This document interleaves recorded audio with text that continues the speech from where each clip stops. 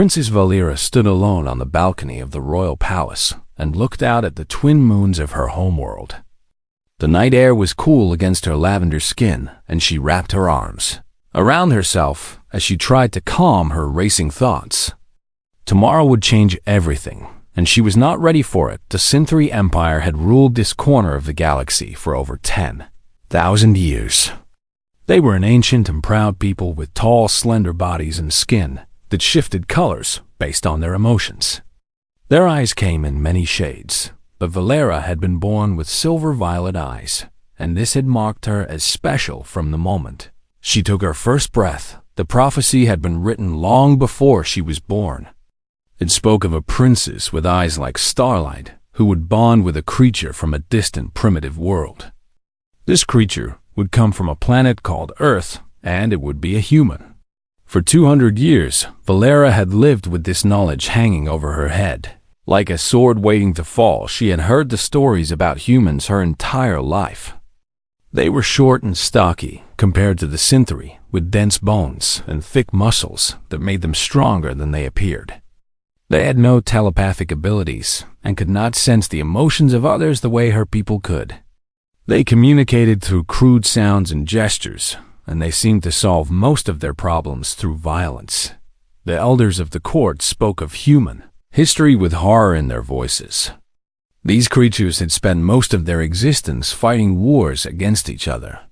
They had developed weapons capable of destroying their entire planet, and they had come close to using them more than once.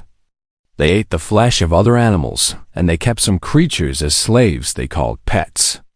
Everything about them seemed barbaric, and wrong. Valera's father, Emperor Kalen, had tried everything to prevent the prophecy from coming true. He had closed the borders of the empire to all human ships and forbidden any contact with Earth or its colonies. He had brought suitors from dozens of noble houses across the galaxy, hoping that one of them would be accepted by the bonding crystal. The crystal was an ancient artifact that had been used by the royal family for generations. It glowed when it detected a true match between souls, and it had never been wrong. One by one the suitors had stood before it, and one by one it had remained dark. No matter how handsome or powerful or wealthy they were, the crystal refused to accept them. Last night everything had changed. The crystal had activated on its own, filling the throne room with blinding light. When the light faded, words had appeared floating in the air above it. The words spelled out a name and a location, and Valera felt her heart stop when she read them. Lieutenant Commander Kevin Gray of the human vessel Constellation, stationed at the edge of contested space. Her mother, Empress Cylindra, had held her as she wept. The other members of the court had whispered among themselves, their skin flickering with shades of gray and blue that showed their fear and concern.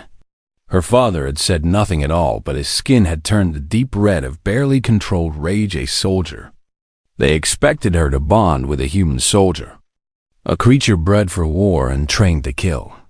Valera had always imagined that her mate would be gentle and refined, someone who appreciated art and music and poetry.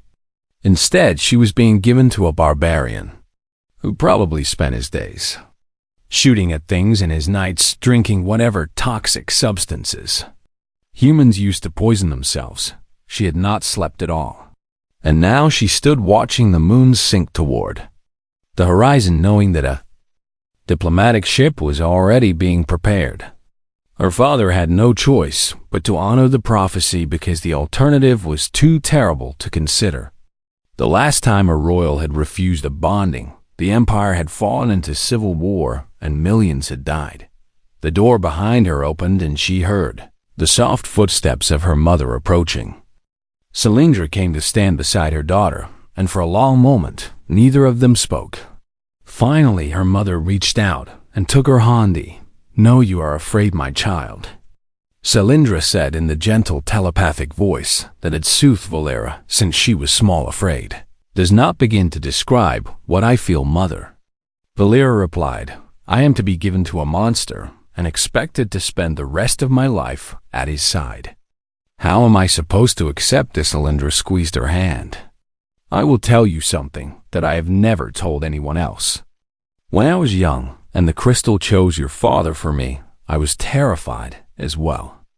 He was a warrior prince with a reputation for violence, and I thought my life was over. Valera turned to look at her mother with surprise. But you and father love each other so deeply. I have always seen the bond between you. Yes, we do, Cylindra agreed.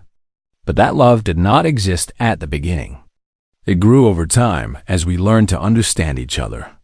Your father showed me that there was gentleness beneath his warrior exterior, and I showed him that strength could come in forms other than physical power. We built something beautiful together, but father is Cynthry. Valera protested. He may have been a warrior, but he was still one of us. This human is something else entirely. He comes from a species that cannot even touch our minds.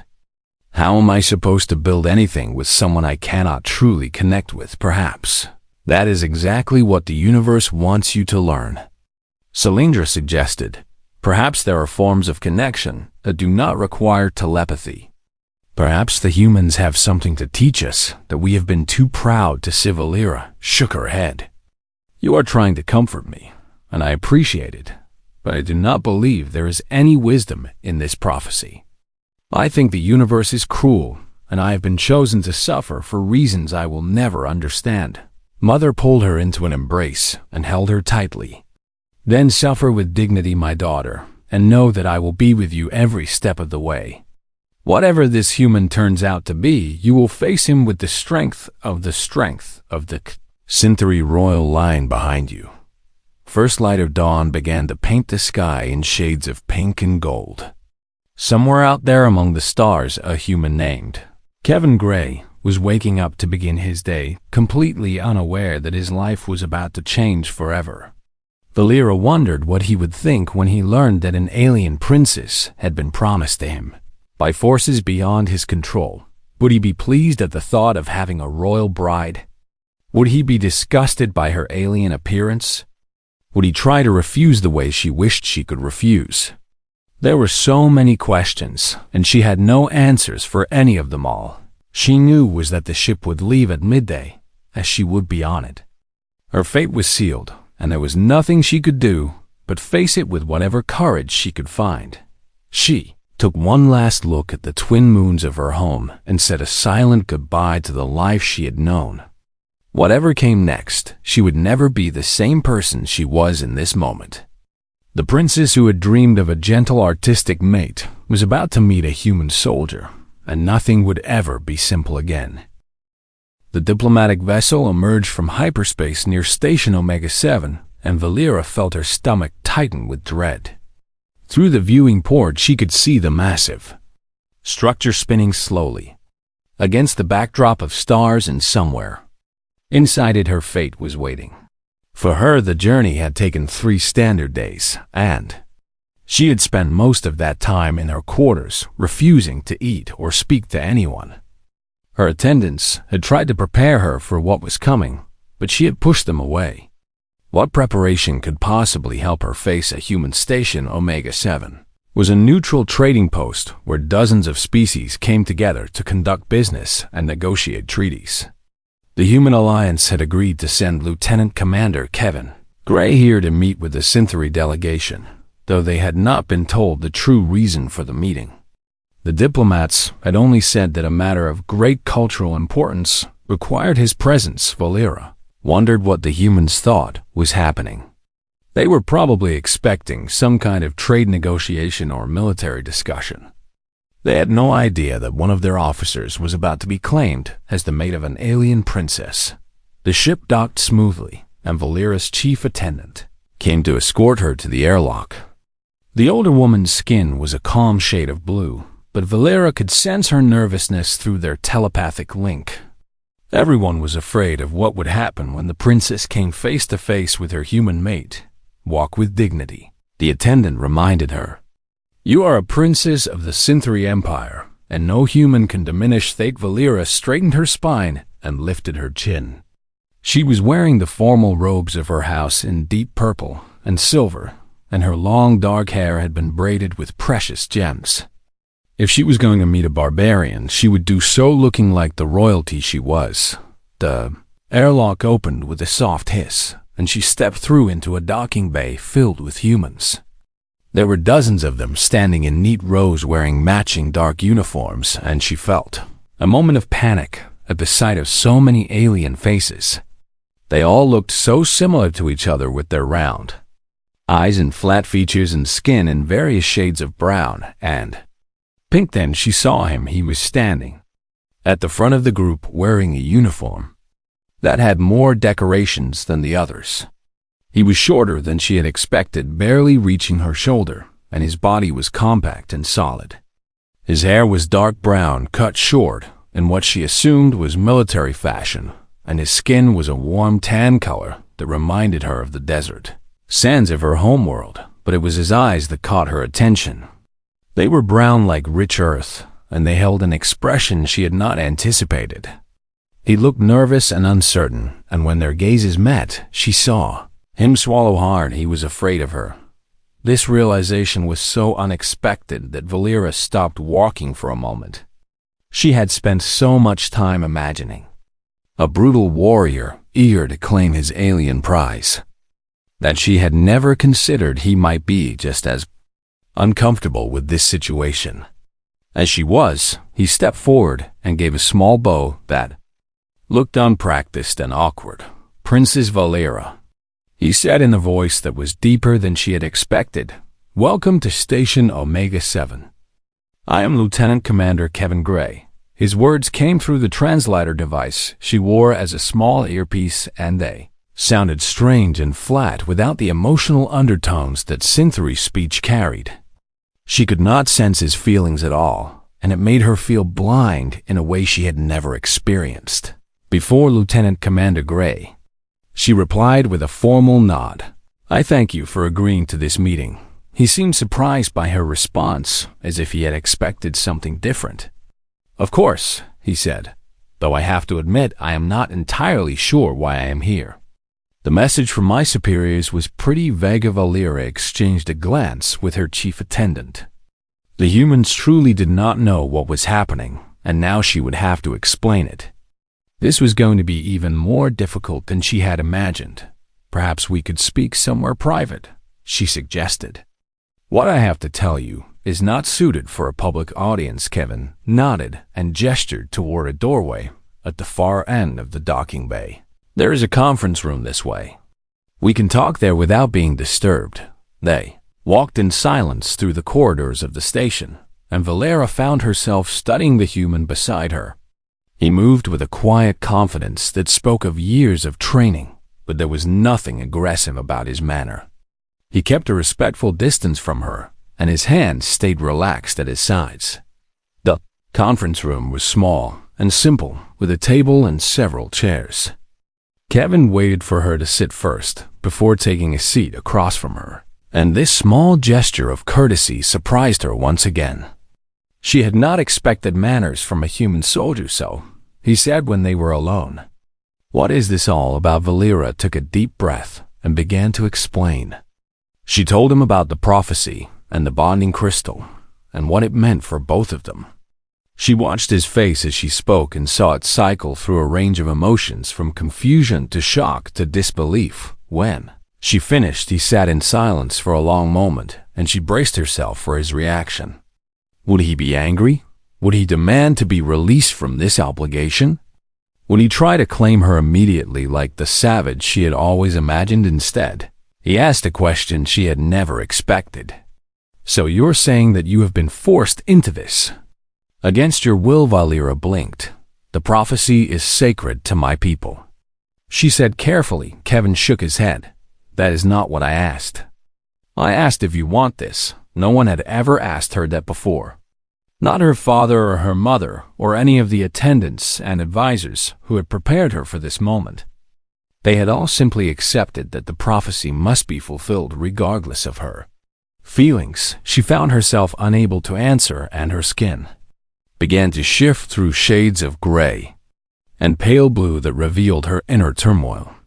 Kevin watched this change with curiosity rather than disgust, and she saw something like sympathy in his warm, Brown eyes, I am going to be honest with you, he said quietly.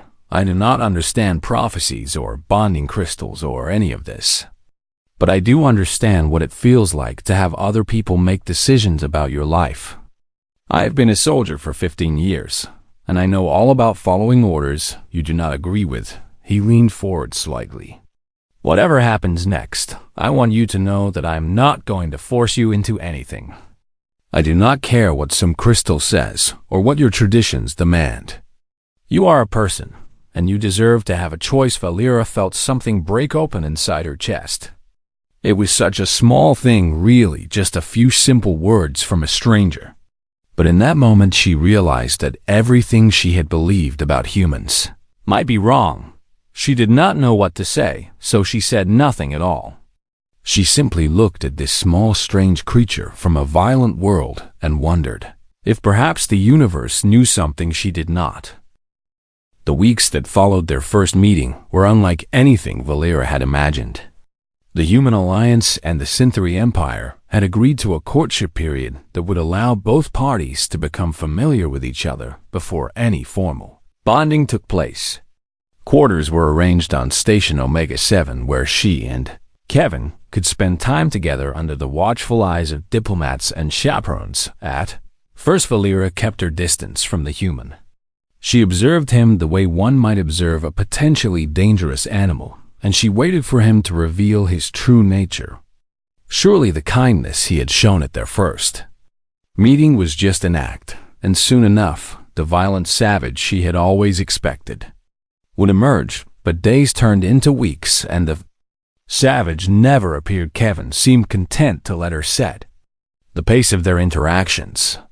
He never pushed or demanded or tried to touch her without permission. Instead, he brought her small gifts that showed he was paying attention to her interests. When she mentioned that she missed the libraries of her homeworld, he somehow found her a collection of human books, printed on actual paper, which was a technology her people had abandoned centuries ago. The books fascinated her. Humans had such strange stories filled with conflict and struggle and triumph against impossible odds. She read tales of heroes who fought monsters and lovers who defied their families and ordinary people who did extraordinary things when circumstances demanded it. The themes were surprisingly similar to Synthri literature, but execution was raw and emotional in a way her people rarely expressed. She asked Kevin about the books one evening, and he smiled in a way that made his brown eyes warm. Those are some of my favorites, he admitted. I grew up reading stories like that back home in Montana. She repeated the unfamiliar word. What is Montana? It is a place on Earth, he explained. A region in the northern part of a continent called North America. Big open spaces and mountains and rivers and more stars than you can count. He paused and his expression grew distant. My mother still lives there on the same land where I grew up. She keeps asking when I am coming home. Valera felt a twinge of something unexpected. It might have been sympathy. What you tell her? Kevin was quiet for a moment. I tell her I do not know, he said finally. Before all this happened, I thought I would serve another 10 years and then retire back to the ranch. Now everything is different, and I am not sure where I belong anymore. Studied his face and saw the sadness there. He had given up his entire future for a prophecy he did not believe in and a woman who had shown him nothing but fear and suspicion. The weight of that sacrifice was only now beginning to hit her. Why? She asked. Why would you give up your home and your family for this? For me, Kevin turned to look at her, and his eyes were steady. Because it is the right thing to do, he said simply. You did not ask for any of this, and neither did I. But walking away would only make things harder for you, and I was not raised to abandon people who need help. Even if they do not want my help. Valera felt her skin flush with a pale pink color that indicated embarrassment. She had treated him poorly from the moment they met, and yet he continued to show her kindness. It was not the behavior of a barbarian or a savage. It was the behavior of an honorable person. I have been unfair to you, she admitted. I judged you based on stories I heard as a child, without giving you a chance to show me who you really are." Kevin shrugged. "That is understandable. I have heard some of the things other species say about humans, and I cannot exactly blame them. We have a pretty violent history, and we are not always the best neighbors in the galaxy. But not all of us are the same. Just like, I am guessing, not all Synthery are the same." She nodded slowly. This was obvious when she thought about it, but she had never considered it before. Her people had made the same mistake about humans that they accused other species of making about them. They had looked at the worst examples and assumed everyone was the same. "Tell me about your family," she said, surprising herself with the request. Kevin smiled and began to talk. He told her about his mother Grace, who had raised him alone after his father died in an accident when Kevin was young. He told her about the horses they kept on their small ranch and the dogs that followed him everywhere as a boy. He told her about cold winter nights sitting by the day, fire, and hot summer days swimming in the creek, and the smell of his mother's cooking when he came home from school. The more he talked, the more Valera realized how little she knew about humans. They were not just warriors and conquerors and builders of weapons. They were also children who played with animals and families who gathered around fires and people who missed their homes when they were far away. In return, she found herself sharing stories of her own childhood. She told him about the gardens of the royal palace, where she had spent hours reading under trees that glowed with bioluminescent flowers. She told him about her tutors who had taught her art and music and history, and about her mother who had always encouraged her to see beauty in unexpected places. Kevin listened with genuine interest and asked questions. That showed he was paying attention.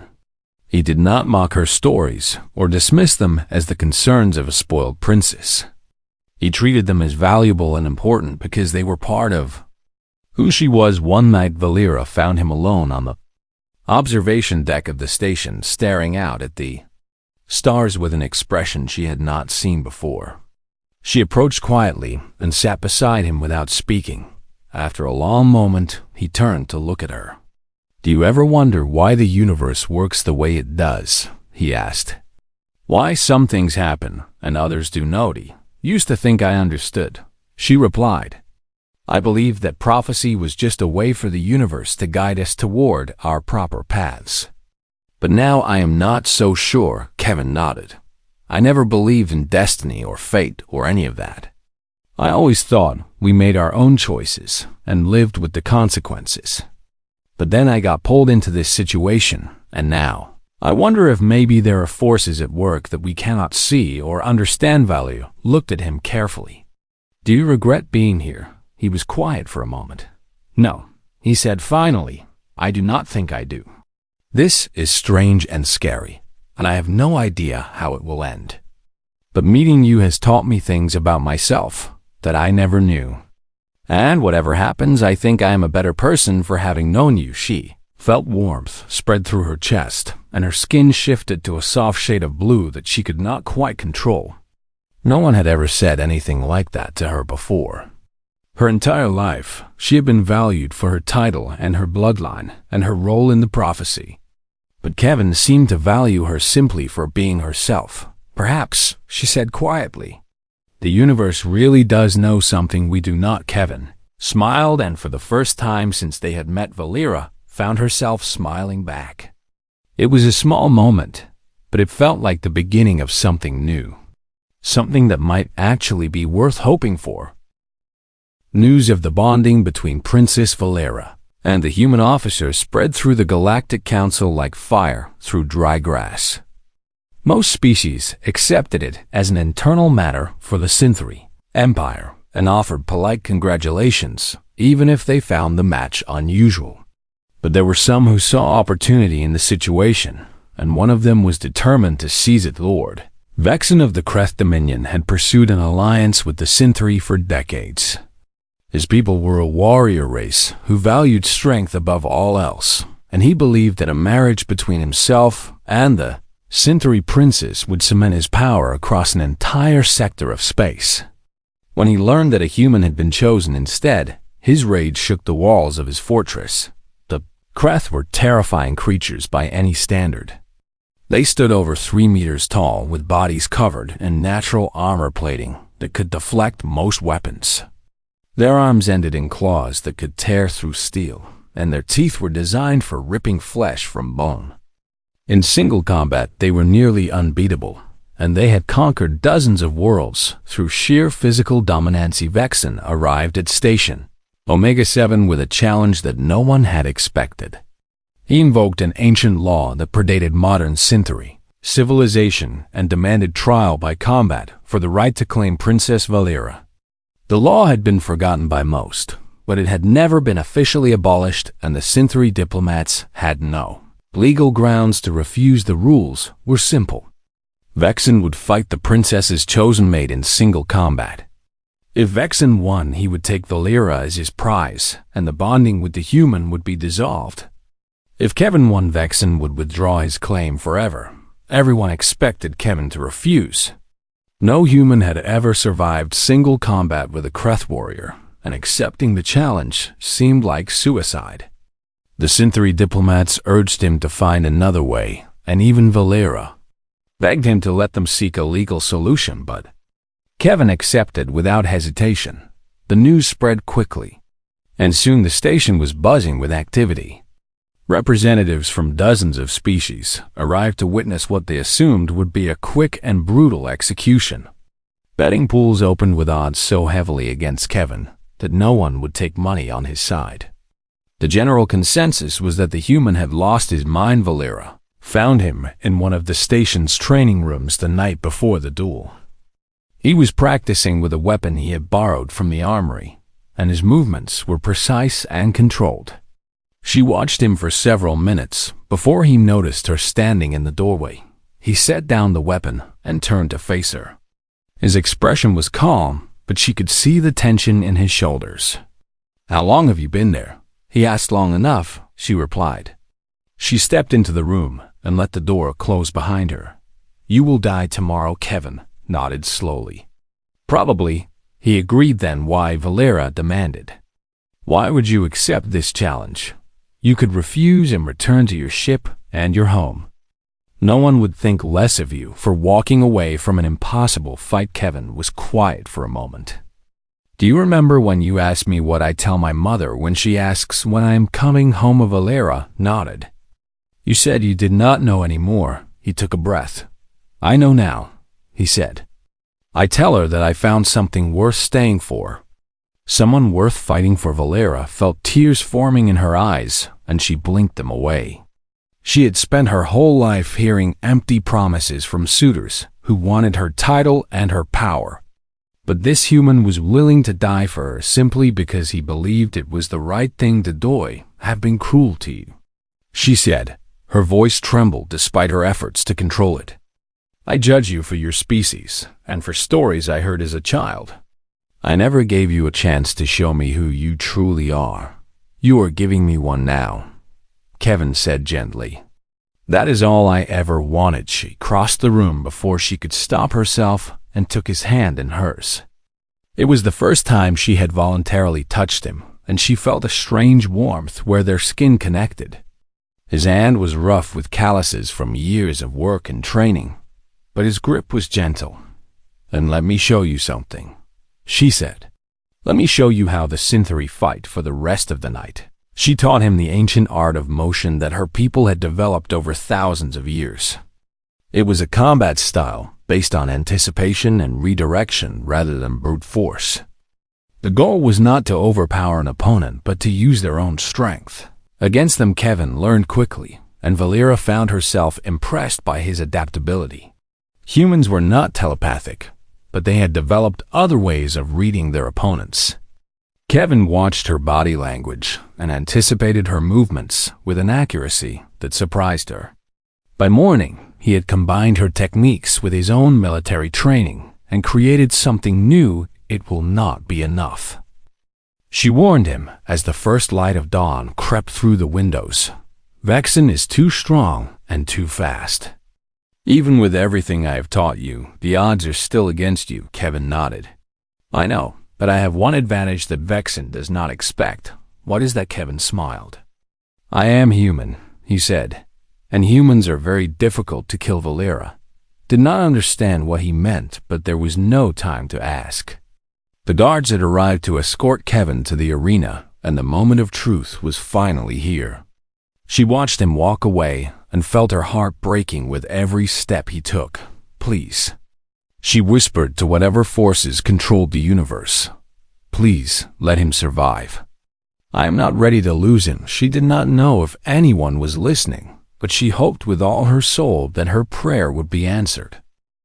The arena was packed with representatives from over 100 worlds, and the noise of the crowd was deafening. Valera stood in the royal viewing box with her heart pounding so hard she thought it might burst from her chest. Beside her, the Synthary diplomats wore expressions of grim resignation.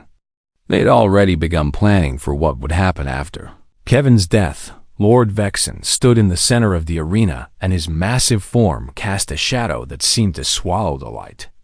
He wore ceremonial armor that gleamed like black glass, and his claws had been sharpened to deadly points. When he saw the crowd, he raised his arms and roared in triumph, and the sound made Valera's bones vibrate. Then the opposite gate opened and Kevin walked out. Looked impossibly small compared to his opponent. The borrowed armor he wore seemed fragile against the natural plating of the Kreth warrior, and the weapon in his hand looked like a toy. A ripple of laughter spread through the crowd as spectators pointed at the tiny human who had been foolish enough to accept this challenge. Vexen's laughter was loudest of all. This is my opponent, he bellowed. This little creature thinks it can defeat a Kreth lord. I will crush it beneath my feet and take the princess as my prize. Kevin said nothing. He simply walked to his position and raised his weapon. His face was calm and his breathing was steady, and Valera realized that he had accepted whatever was about to happen. He was not fighting because he expected to win. He was fighting because it was the right thing to do. The signal was given and Vexen charged. The Kreth moved faster than something so large should have been able to move. His claws slashed through the air where Kevin had been standing just a moment before, but the human was no longer there. Kevin had rolled to the side using the technique Valera had taught him, and he came up behind Vexen's guard. His blade found a gap in the Kreth's armor and drew first blood. The crowd fell silent. No one had expected the human to land a hit, and certainly not so quickly. Vexen roared in rage and spun around with his arm extended. The blow caught Kevin across the chest and sent him flying into the wall of the arena. Valera cried out and gripped the railing of the viewing box. She could see blood spreading across Kevin's armor, and she was certain the fight was already over. But then something incredible happened. Kevin got up, he pushed himself to his feet and raised his weapon again. His face was pale and blood dripped from a wound on his forehead, but his eyes were still clear and focused. He had taken a blow that would have killed most species, and he was still standing. Humans. Valera remembered him saying, very difficult to kill. The fight continued, and Valera began to understand what Kevin had meant. Vexen hit him again and again, landing blows that should have been fatal. Each time Kevin went down and each time he got back up. The human body was designed to survive on a world that seemed determined to destroy it. Humans had evolved to endure, and Kevin was demonstrating exactly what that meant. But endurance alone was not enough to win. Kevin needed an opportunity, and Vexen was not giving him one. The Kreth warrior was growing frustrated by his inability to finish the fight, and his attacks became more wild and desperate. He wanted this to be over, and he did not understand why the human would not stay down. Then Kevin saw his chance. Vexen lunged forward with all his strength, and Kevin did not dodge.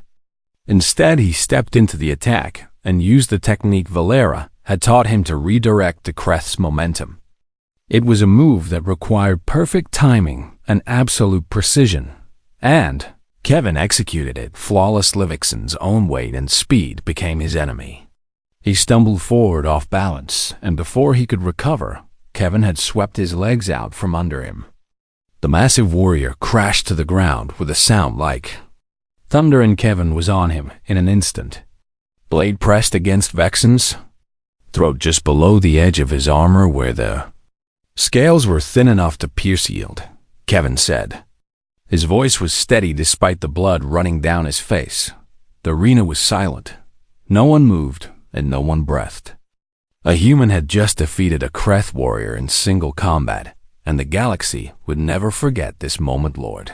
Vexen's eyes burned with hatred, but he knew he had lost. I yield, he growled through clenched teeth. Kevin stepped back and immediately collapsed. The wounds he had taken during the fight finally caught up with him, and his body could endure no more. Medical teams rushed onto the arena floor, and Valera pushed past the guards to reach his side. She took his hand and held it tightly as the medics worked to stabilize him. "Stay with me," she begged. "I was wrong about so many things. I was wrong about humans, and I was wrong about you. Please, Kevin, stay with me." His eyes fluttered open for just a moment, and he managed a weak smile. "I am not going anywhere," he whispered. Then his eyes closed, and the medics carried him away. The next 3 days were the longest of Valera's life. She stayed by Kevin's bedside while the doctors fought to save him, and she refused to leave, even when her attendants begged her to rest. She had finally found someone worth caring about, and she was not going to lose him now. On the third morning, she woke up in the chair beside his bed and found him watching her. His brown eyes were tired but clear, and the smile on his face made her heart soar. "You stayed," he said. She reached out and took his hand. "I will always stay," she replied. A Synthary nurse approached them quietly, and Valera noticed the woman staring at her skin. She looked down and saw that her entire body had shifted to a deep warm blue that she had never seen before. "What does that color mean?" Kevin asked. The nurse smiled. "It means love," she explained. "Among our people, that shade only appears when the heart has fully opened to Anather." Valera felt her cheeks flush, but she did not look away from Kevin. It seemed the prophecy knew what it was doing after all, she said. Kevin laughed softly and squeezed her hand. "I still do not believe in prophecies," he said, "but I believe in youth." Bonding ceremony took place 1 month later, after Kevin had fully recovered. Representatives from across the galaxy came to witness the union between the Synthary princess and the human soldier who had defeated a Kreth lord in single combat.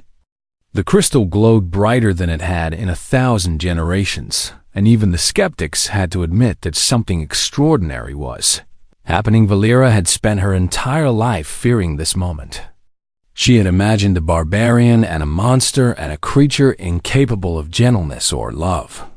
Instead, she had found a man who was willing to die for a stranger and who asked nothing in return, except the chance to prove himself worthy. She had learned that humanity's greatest strength was not their resilience or their adaptability or their capacity for violence. It was their capacity for kindness offered freely to those who needed it most. Kevin had shown her this truth through his actions, and she would never forget the lesson as they stood together before the crystal and pledged their lives to each other. Valera felt a peace she had never known before. The future was uncertain, and there would be challenges ahead, but she would face them with Kevin by her side, and that made all the difference. The alien princess had feared having a human mate, but in the end, she discovered that some fears are just the universe's way of leading us toward exactly where we need to be.